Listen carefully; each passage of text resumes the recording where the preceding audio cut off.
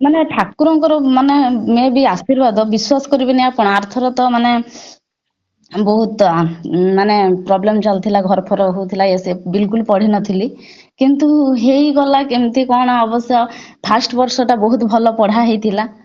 ତାପରେ ଖାଲି ଜଷ୍ଟ ଦେଖିଦେଇକି ପଳେଇଥିଲି ତାପରେ ଏବେ ପୁଣି ଇଣ୍ଟରଭ୍ୟୁରୁ ଫେଲ ହେଇକି ଫେରିଲା ପରେ 10 ଦିନରେ ମୁଁ କିଛି ପଢିନଥିଲି।